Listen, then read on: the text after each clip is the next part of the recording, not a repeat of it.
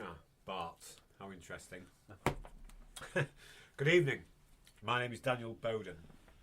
I'm a 45-year-old entertainer, apparently. I'm here today in front of you to promote myself, Answer Ans, and philosophy of Stoicism, an inner strength, an inner way to get better by using exercise and comedy and a philosophy to get through the day. I have now got my own show. This is the Daniel Bowden Show. It's going to be entertaining, or we hope it is anyway. I'm professional. Mark. Over the next few episodes, if we get that many, you're going to be introduced to some of my amazing friends, some of my mentors, philosophers, comedians, people who own stage companies, a lot of my friends, and you'll see why, with the help of this podcast, we're going to make St Anne's a sort of bohemian philosopher's paradise, really. Forget Paris, this is where it's at now, St Anne's on Sea. And we're going to do that with what I have derived as the system of excellence. With me at the forefront of it, the entertainer. But behind that, there are a plethora of talents and experts, literal ones and real ones. Some of the characters, one of the characters you might hear from tonight, Mr. Brian DeWolf. He's a shady sort of guy, very, very well read, apparently. Apparently so, yeah. So within this, I'm in St Anne's because I moved here from Manchester at the age of about 5 or 6 in about 1982 with my father, my mother, my brother and my sister. My father was an engineer in Manchester. He fabricated legs for oil rigs, amongst other things, and had them shipped off down the Manchester Ship Canal on a boat, obviously, not on a horse. And then we moved up here in the 80s, brought 2 jeweller's shops, one in St Anne's and one in Lytham, which because of the recession in the 80s we lost. So we lost our house. And then we just sort of carried on. And then my dad became a prison warden. And we got a house and we got a home and we carried on.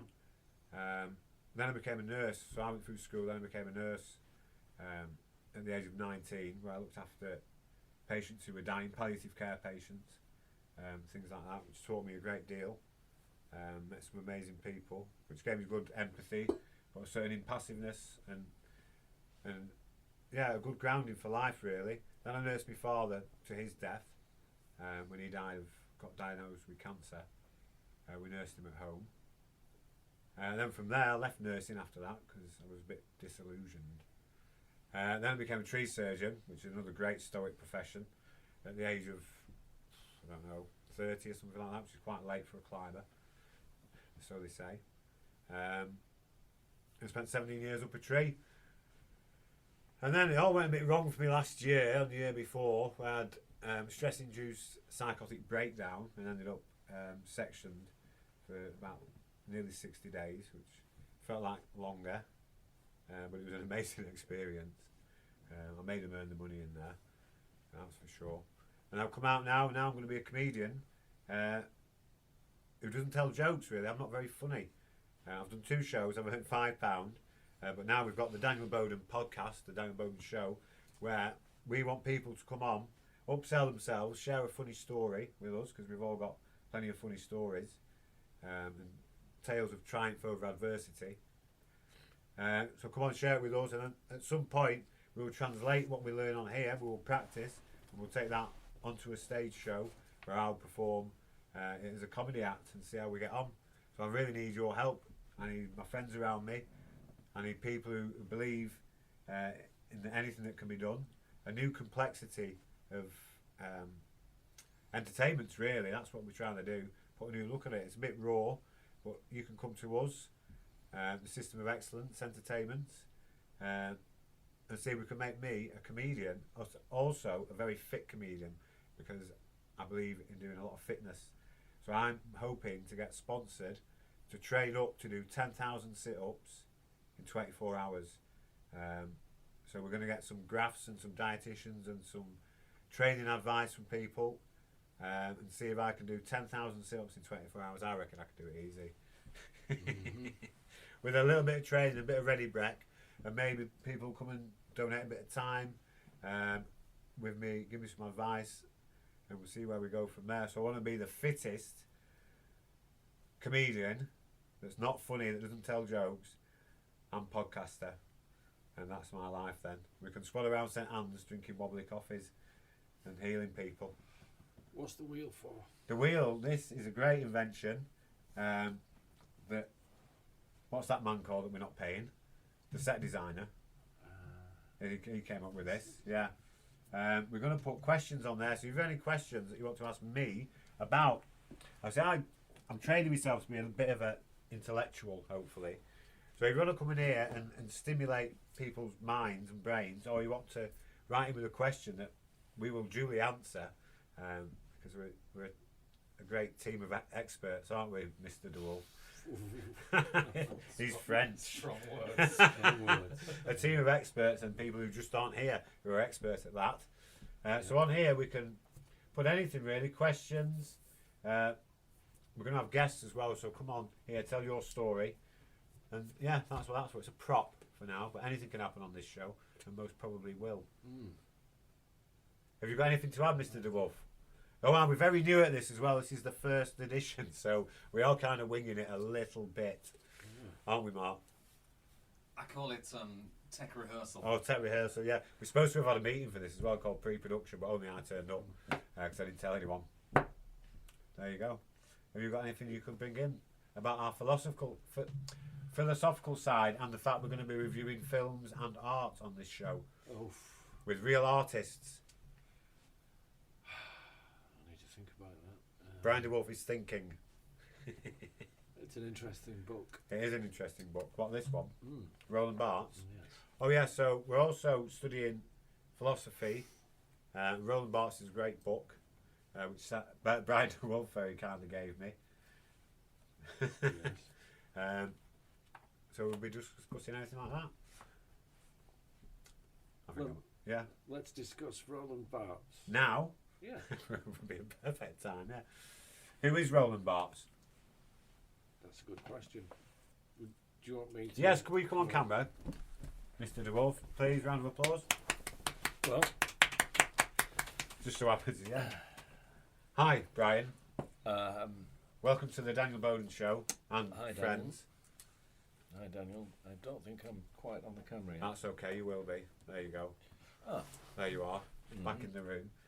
So I know Simon. Can I be on that one? That's better. Can that be I my? can't keep getting your false name right. That's better. But a bit further back. Oh. A little bit. Yeah. Without a little bit like in your that. face. Oh, I don't know. Just do anything. Just. Roland Barthes. That's his book. Mm-hmm. Now I know you. Can I just give you a little bit of Yes. backstory for the viewer, friend probably, hopefully. I met Brian DeWolf one night at a party in a place not too far from here, which we will go into at this moment in time.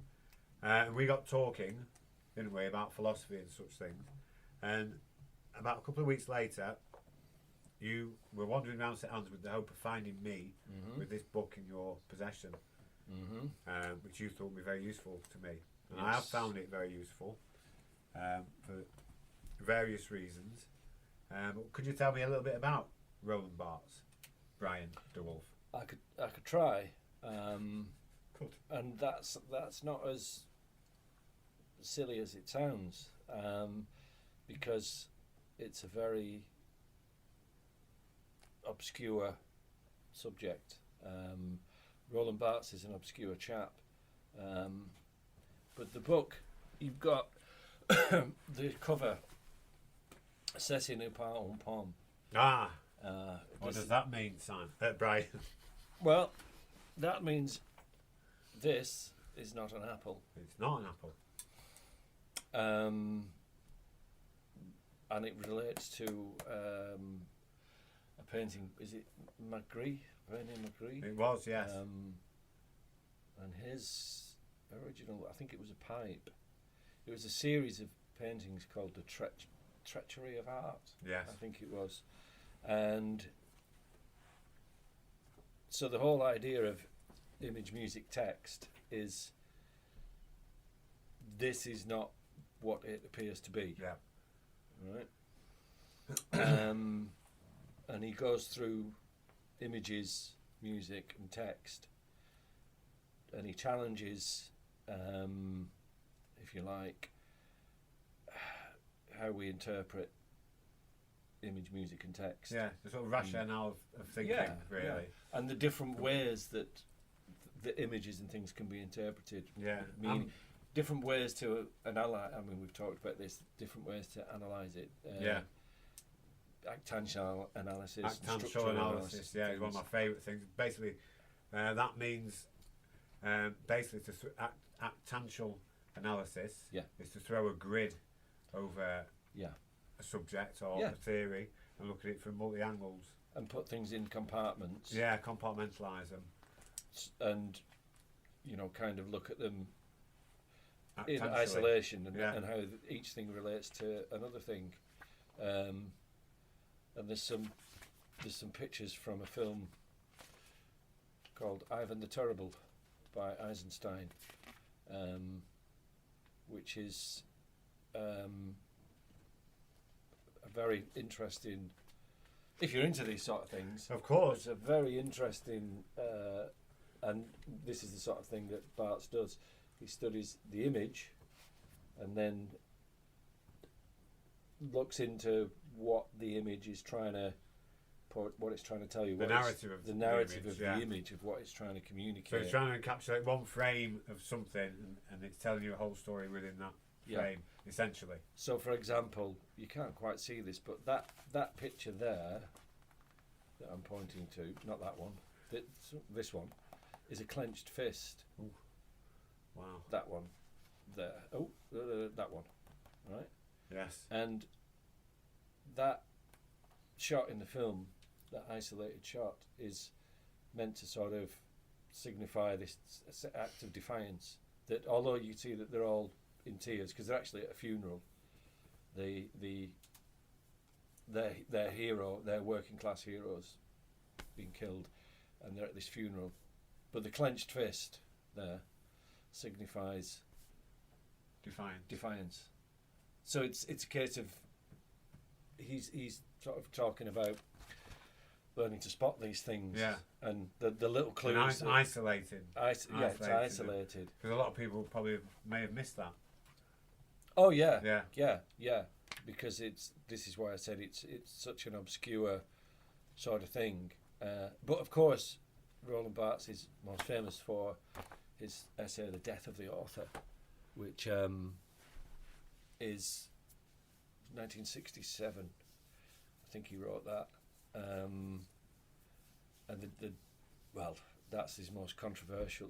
What makes it so controversial, Brian? Well, people just don't like it. They just don't like the idea of the death of the author, because they need something to hang on to. They need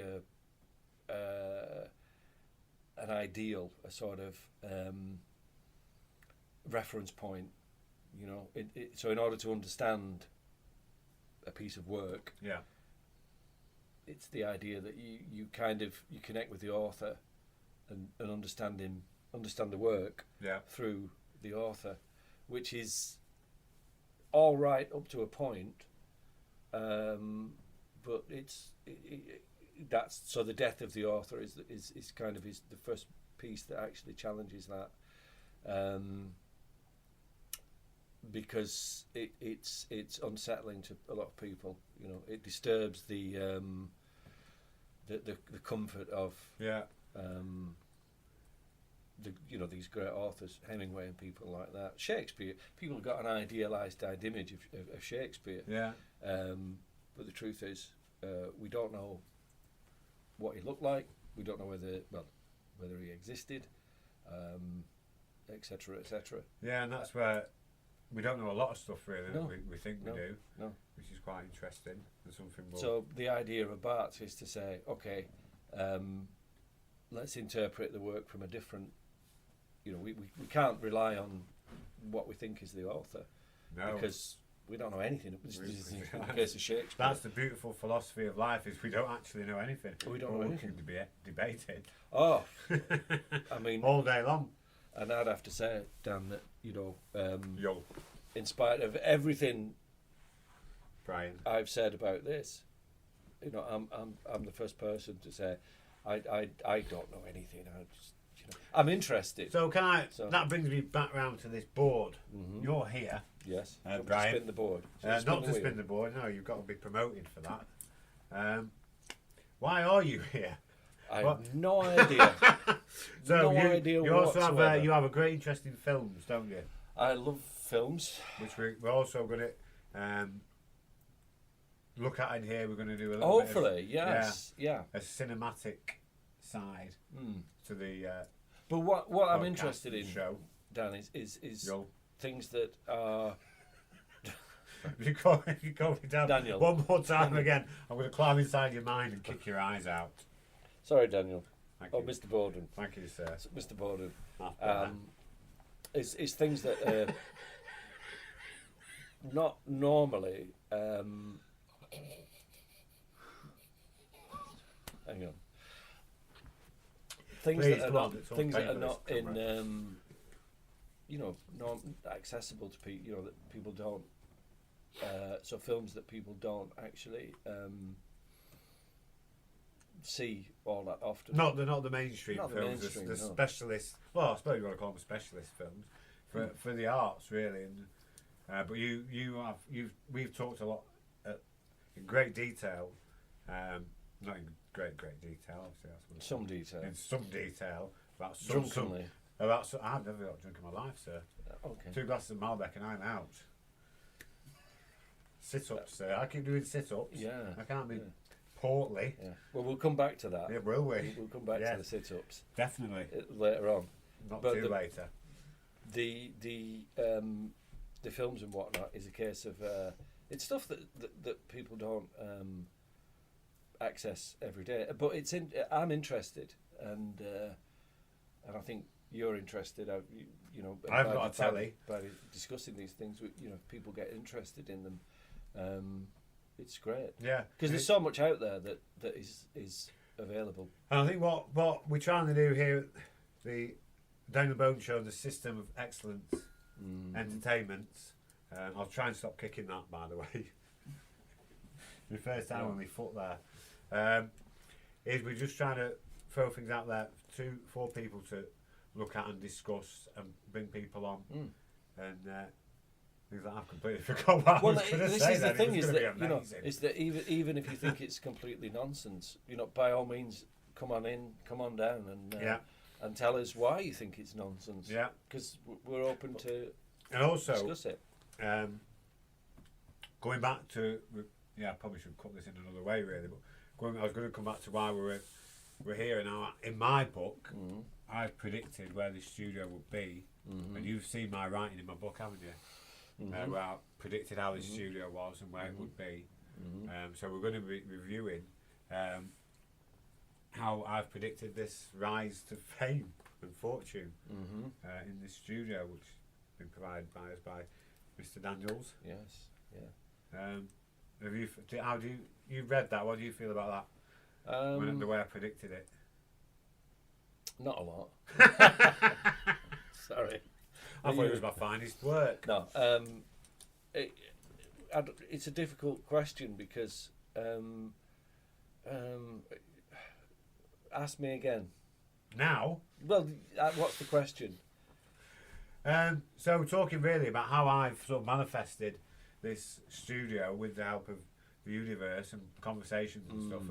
And you've seen it in my book. I wrote that I wanted to help make St. Anne's a bohemian sort of epicenter for creativity and people. And I said it would be around Soapers. The studio is not far from there. I said it I would feel in my book, manifested it. Right, yeah. And things like that. The other manifestations that are clearly coming true. I think that St. Anne's is sort of ripe for that. It's a good little community's not the right word, is it? Well, we it's can a rule good- that one out then if that's not the right word. Well, you've got a beach, Yeah, beautiful beach. beautiful beach. beach. You got some beautiful architecture, Train station. a train station, Spinning wheel. a spinning wheel. Us, Great business. Great yeah, and endeavourous sorts. and it's there's an artistic sort of Yeah, vein, isn't there? definitely. through I like St. to call it a Leonard's. swathe of Matisse running through the. Oh, very nice. Yeah, I thought so. Very nice. I thought so too. That's the The blue, blue lights. swathe, yeah. Yeah. Which are the lights. Yeah. Yeah. Um, No, I think that's a fair comment. and a swathe. Mm, If I were to be a Matisse, I would be the swathe. the swathe of blue. Yeah. What would Yeah. you be, Brian? I'd be the outline, Nice. the sketch. Ah, the pencil drawing. Well, yeah, yeah. See, I'm hesitating because these are some deep philosophical Are they? aspects. Yeah. And Oh I yeah. don't Well, I want- mean, we're throwing some things out there just to see, aren't we? Yes, Um, but I don't want people to think, oh, watch. pompous, or whatever, No one would do that. I mean, I'm interested in art, but I don't know a lot about it, and it would be great if there was somebody out there who wants to who come could in. come in and Yeah, and, this is well done. I see explain. what you did there. You brought us back around because we were struggling. No one spun the wheel. We do want people to come in and explain a lot about everything, really. 12 o'clock, really. Now. It's Yeah. 8 o'clock.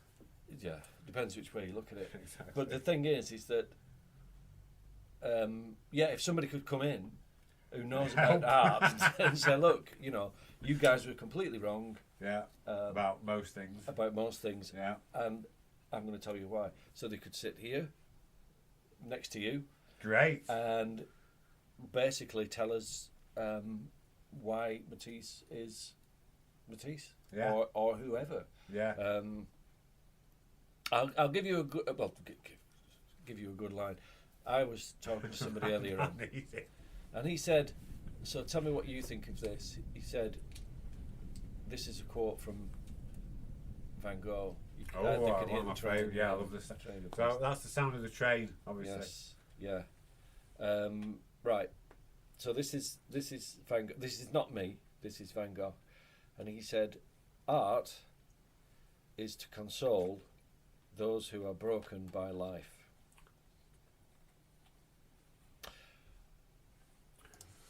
Over to you, Thank Daniel. you. Art is there to console those who are broken by life. Yeah. That's pretty deep. This is what I mean. It's pretty deep. Yeah. And is it too deep? That's the question. No. But Good starting point. Good peg in the sand.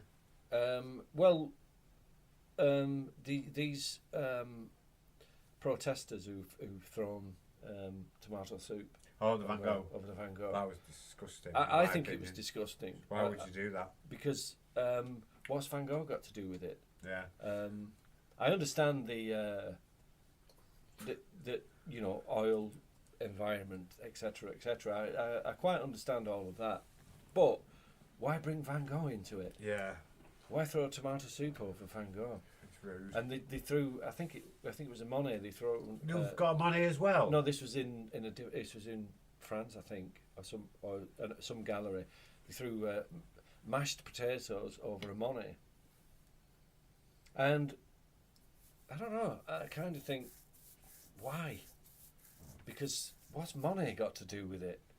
And the point is if Van Gogh is right, that the job of the artist is to give some consolation to those broken, which is not. And consolation is a good word because it's not saying to fix it. Yeah. It's not to mend it. It's just to console. It's just to help. Ease the pain. Yeah. So he's made. Throwing mashed potato at things ain't going to help, Well, is how's it? that going to help? And tomato Ink, soup. tomato soup. I just don't get why you would do that to a masterpiece. By all means, protest. Well, I mean, but have you say, but. Well, what about all the other people who've gone to... This was at the National Gallery, the Van Gogh. I mean, imagine if you'd gone all the way to London. And he's got... And they said, oh, sorry, somebody's thrown tomato soup at it. I mean, it's like... A mashed potato at a Monet. I mean, you know, it's like a... But it was a vegan. Probably. Yeah, vegetarian, definitely. Well, tomato juice, mashed potato. Not a meat eater, that, is it? No. Well, that's a very good point, Dan. That's a good point. I know. Because I mean, I'm not here to cast aspersions, but if you really want to mess up a Monet, you'd throw like gravy at it, meat gravy or meat, mashed potato, and tomato juice. That's a good Vegans, point. yeah. Get one of the detectives onto that, if there is any. Yeah, if you really wanted to mess with it, yeah, you'd throw. No, I'll tell you what I would have thrown on it. Like fast food. We probably shouldn't say because we might get sued, but I don't think they'll sue me. But the various high street fast food outlets, such as McDonald's. Oh gosh. You know, sort of Thai Spice. Paradise. Ooh, starving. Get a burger. Get a burger. Some Coke. Oh, don't. Some fries, and throw that at Van Gogh. No, that's too much. Yeah, but that's a statement. It's not a very good one. I mean, the tomato soup. If they'd have thrown that at what's he called? The guy from New York. John. No, the artist. John's from New York. Come on, you're meant to be our actual intellectual artistic advisor. What's the artist called that did the underground? Andy Warhol. So I could just by looking at it, I could tell you exactly the name I was going to give you. Exactly, Andy Warhol. Andy Warhol. Yeah, so he did the picture, didn't he? Of his famous picture was a kind of Marilyn Monroe tomato soup. Oh, was it? Well, he didn't do Marilyn Monroe in tomato soup. No, but his famous picture was a tin of tomato soup. Really? Now, if they'd have thrown soup at that would have been ironic. It would have been ironic. Oh, that would have been. This is not a picture of an apple. So, can I, going back to my very short comedy career, I once went up on stage. I've only been on twice with a tin of spaghetti hoops as a backup to make a joke out of. Right. Luckily, I didn't use it. Right. Just to throw that in there. What? Just to sort of. As a backup to as a prop, in case all the things, the great, well prepared jokes I prepared didn't work. It was a tin of what? Spaghetti hoops. Why spaghetti hoops? Because one day I was at home, opened a tin of spaghetti hoops, poured them out, pulled them down, and then you know the ring pulls. Mm-hmm. So I hadn't pulled it back all the way, and I was hungry, so pulled it back, lifted the tin up, and it was all like spaghetti hoops stuck to the side like that. Right. So when you lifted it up, it was like spaghetti. Ooh. Oh, nice. Yeah. Right. And I thought, what other letters could we get in there? You should have had alphabet spaghetti. Well, it wouldn't have been funny, would it? The spaghetti hoops. Ooh. Next time you open a tin of spaghetti hoops, remember this was a joke I didn't need to go back on because my others worked so well. Next time you open a tin of spaghetti hoops, look, turn the tin upside down because you need the fear factor. Look inside and there'll be a load of spaghetti hoops stuck to one side going ready to get you. If I'm honest, I'm not that keen on spaghetti hoops. You don't like eating? No, it's just I find them a bit bland. Well, that's why I took them on stage to jazz them up a bit. Right. Didn't work. It's not my favourite. Well, that was a joke though. Snack. It was my only one.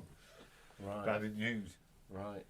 I read a poem instead because I realised I'm not very funny. But anyway, Bart's is good. So, like comedy. Yes. I love comedians. Right. I really adore great comedians. So, who do you think is really funny? Me. Right. I am answer. a That's funny. that I is am a good funny. answer. I have it written down. So my first comedy show, which was a rare event, the first. I had people. I left some books on the tables for people to write their messages in and support and advice. And someone wrote, "Daniel, you're a funny fooker." F-double-O, because I don't swear. Right. I thought I spelled fucking it. No. No, good. Fook. Yeah. Unless you're from Yorkshire. Oh, I wouldn't be. Right. Okay. That's how they Who spell is it. from Yorkshire? Are you from Yorkshire? But that's how they spell it in Yorkshire. Myself now, I'm from Dudley. Ah. I don't know how they spell it. Yeah. West Midlands. But we've got to be careful with our Phonetics. Terminology. Yeah, yes. absolutely. Phonetics. Well, then there's But you have said something. You have said some very funny things, Sadie. you have to be careful because there's some thing, isn't it, with on the internet where certain The words. internet. The internet. What's the internet? Well, I'm being. This is why you have to be careful because there's certain words that get picked up and. What about the system? So they say. I mean, it could be just a conspiracy theory, couldn't it? But so they It say could that. be, yeah. You know, like the key words of. You know, like people are. Like if you write die and bomb. No. Right. So No, people you are won't. very cagey about. You know, like words for I don't know, homosexuals or something like that.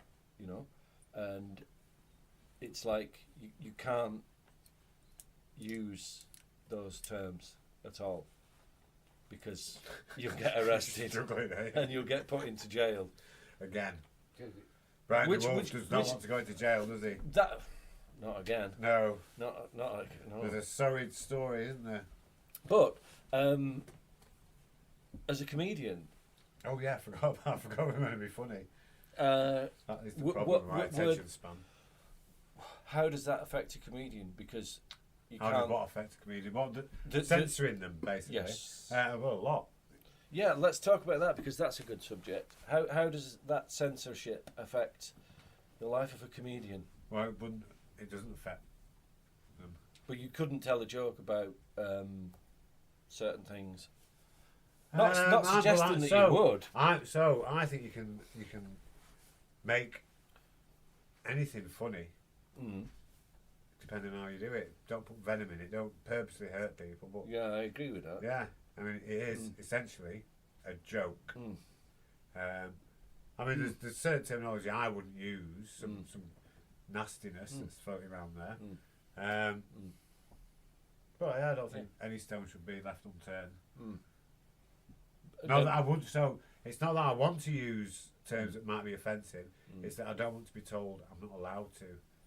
In a way, you can't really censor a comedian, can you? I work with a lot of comedians. Go on. The most recent, Harry Hill, Jimmy Carr, Yeah. Jason Manford, Jim Davidson. Yeah. Now, he's someone in the past that's been He was very on the. scrutinised. Yeah. The same as Roy Shelby Brown. Yeah. All it is humour. Yeah. Humour's already been there. It's always been there. What's changed are people. Yeah.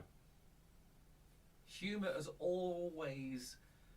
Since words were invented. Absolutely. Yeah. So, actually, I had an argument yesterday on social media Brilliant. when I advertised that I'm working with Jim Davidson. Do you want me to put the microphone? No, it's fine. I can hear myself. Okay, in here, sorry. Ah.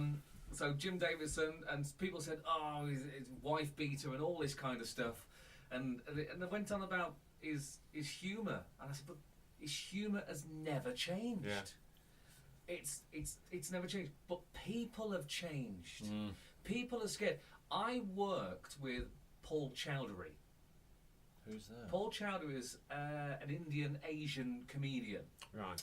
Right, now, 80 to 90% of his audience were of the same nationality or religion or, you know, Ethnicity. people of colour. Is that a word? Yes, it is a word. Yeah. So it was a strange thing to be part of, because everyone that was are of the same faith and the same colour. They were pissing themselves laughing. I'll say the white people that was in the audience were scared to laugh. That's an interesting point, Mark, isn't it? Isn't it? Yeah.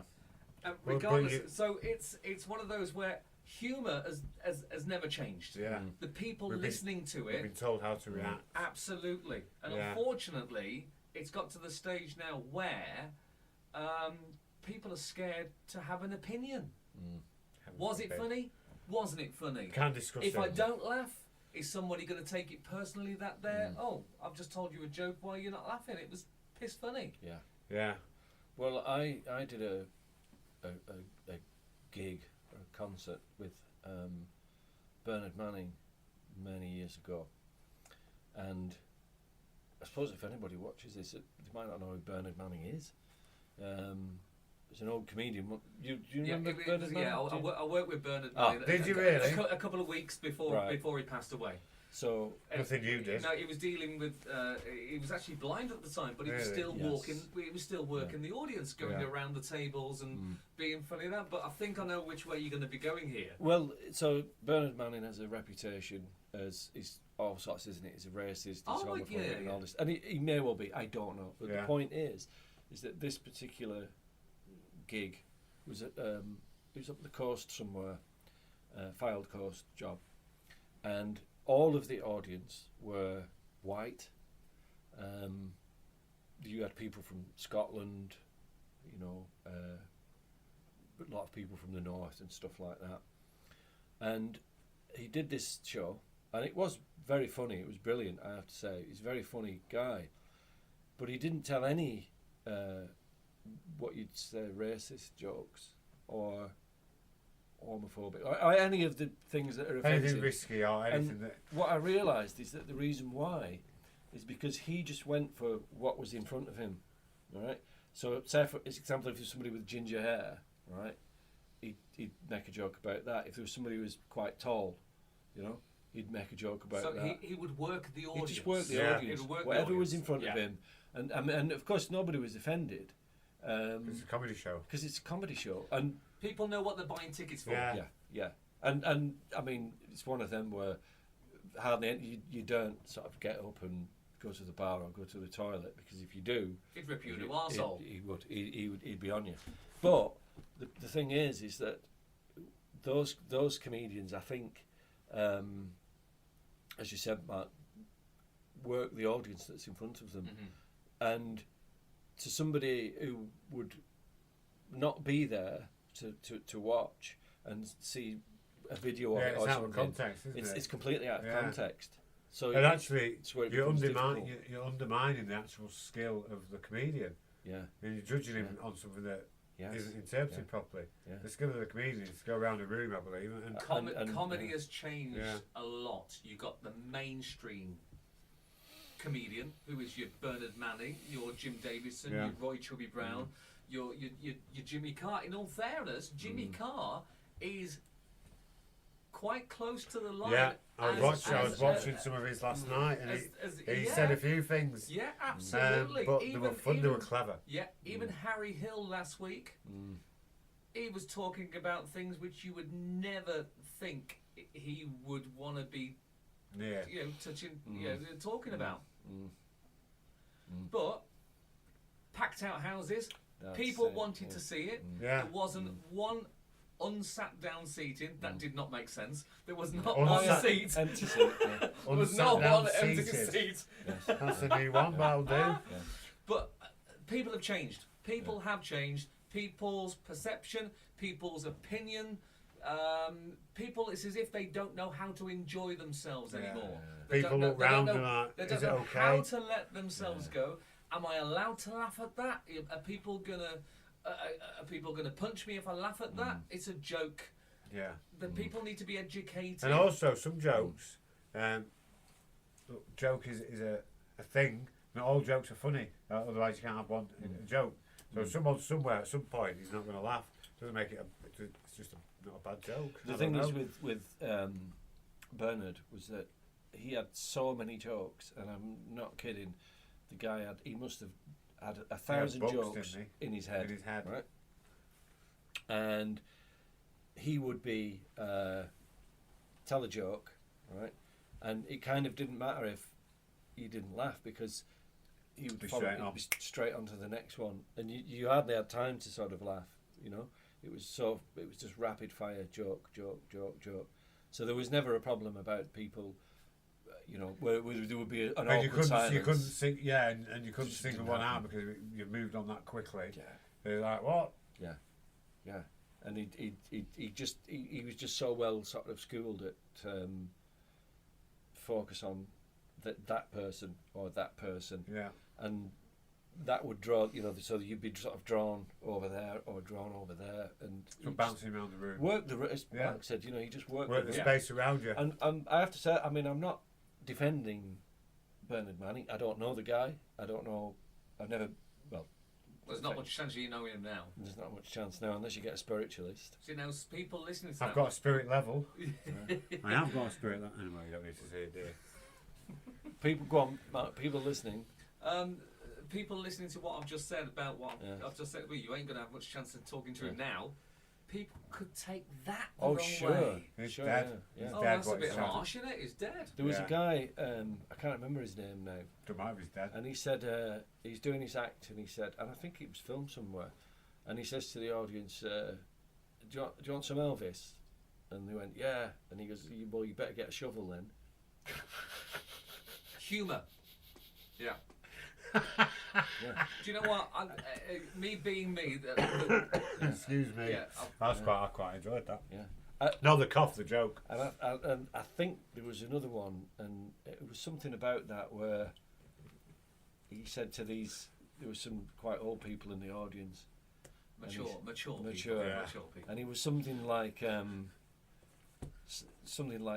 know, let's say it's Elvis or John or somebody who was dead, you know, don't forget, say hello to John Lennon for me, you know, implying that, you know, they were all, but they just laughed. They didn't go, oh, I'm offended by that. It's not supposed to make sense. Ageist. Yeah, it's not supposed to make sense. That's the whole point. Oh, That's the whole point. Okay. You can't literally do it. You take it too literally, aren't you? And that is, you know, that ironically brings us back to Roland Barthes, because we need to understand that a lot of things, it's not meant to make sense, and you've got to accept it. That it's, you know, like you said about the jokes, just laugh. It's funny. It's, you know, or don't laugh, or don't laugh if you don't find it but funny. Don't be upset. But you can't. Don't be upset. Don't be upset by a joke. But it's that idea of you know, that you don't have to understand everything. Yeah. You know, it's something. It's like it's almost an entitlement. Yeah. Of sorts. Yeah, I mean, because if you know, we said about the apple, this is not an apple. Yeah. It's like you don't. If you went into an art gallery, you don't sort of think, oh, I'm offended by that picture, or unless it's a Van Gogh and you throw tomato soup at it, and mashed potato. Yeah, but there's no kind of sick. Like you know, I'm trying to think about Van Gogh did that. There's a famous picture called The Potato Eaters, which was it's peasants eating potatoes, but which we don't endorse. But which we definitely don't endorse on this show. But unless you want to, cook them first. Well, the peasants are the potatoes. Well, but it depends, doesn't it? Both. Sorry. Sorry. But I've lost the thread now. Why? Just that nobody's. Why have you lost the thread? Because nobody's throwing things over that. You just can't be offended by things because it's not supposed to be anything. It's just a picture of an apple. Yeah. And that's why not Roland Barthes, McGree said, this is not an apple. It's a picture of an apple. It's a picture of an apple. So if it's a picture of, it's not the actual thing. Plausible deniability. So apply that to a comedy. You'd say this is not the truth. It's a picture of the truth. Yeah. Right. So it's my comedic spin on things. So, but having said that, one caveat is that I don't approve of the kind of how can I put this, like really nasty comedians, you know, that kind of venomous. Yeah, like if you was like, I don't know, making fun about disabled issues or something like that. That's venomous, and that's something too much. that That's would like, be you know, abhorrent. because there is a line where you say that's really not funny. That's not, you know, if that makes any sense. Like dolphin-friendly tuna is quite funny. Dolphin-friendly tuna. I find that quite an odd thing that people kind of live with. Like dolphin-friendly tuna. Have you seen it on the cans? Yeah. Have you? Yeah. Are you a dolphin-friendly tuna buyer? No. Why? Definitely So obviously not. you don't like dolphins. There was Nasty pasty. there was a guy did a I forget his name now. There was a comedian did a thing about that, like don't hurt the dolphins, don't hurt the dolphin, don't kill the dolphins. Yeah, like what about the tuna? Screw the tuna. No, you wouldn't, would you? You wouldn't Well, screw one. No, but the point is like you say, oh, we dolphin-friendly tuna. Don't hurt the dolphins. Just hurt the tuna. Yeah, well, you've hurt the tuna. Yeah, but we don't care about tuna. But why don't you care about tuna? I do care about tuna. I hate dolphins. Well- I hate them. I put cigarettes down the drain to try and give dolphins a nicotine addiction, knowing that they can't spark up underwater. Not Oh, stupid. that's torture. Yeah, isn't it? That's And they've cruel. got all the bags. That's haven't cruelty, they? that. All the bags and all the cigarettes. And all the spaghetti hoops. Yeah, definitely. Which you've probably thrown them down the well, drain as well. that is career. I'm Your launching sick into, sense yeah. of humour, Absolutely. that's the sort of thing you would do that. I have done- dolphins. So I have got some funny stories that will come out in the future because there's the egg. Do you know about the egg story? I don't ask. Oh right, I once. Do you? I once. So in my life, yeah, I'm getting serious now. Go on. About time I This put is it- supposed to be a comedy show. I know that's why I'm getting to the comedy. Right. I was about to ask for a break, but we'll go a bit longer. So I once. I'm a romanticist. You know that. I like things to be right, but I'm also a pure stoic. There was a lady once I made love to through a fried egg. One of my dreams. Yeah. I've had a bumblebee fly around in my mouth on purpose, not on the same day.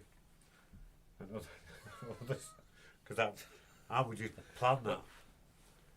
Okay. I've had a dead man been sick in my mouth twice Right. on 2 occasions as Yes. well. That's 2 dead people have been sick in my mouth. How much did that cost you? No, it wasn't. I didn't charge them. I didn't charge No, me. you don't have to pay to is it some No, I was kind- resuscitating them. Right, okay. One, they were sick in my mouth, but I carried on. Right.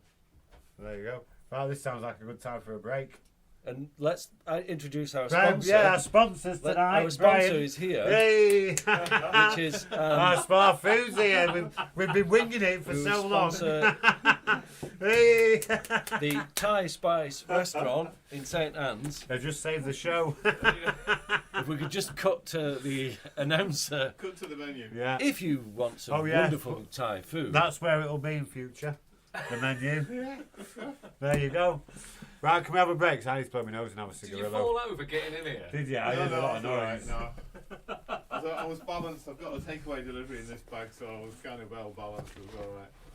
Right, we may as well have a break then at that point. right, Yeah. Wonderbar. If not, I yeah. think that way we sort it out another time. Don't worry.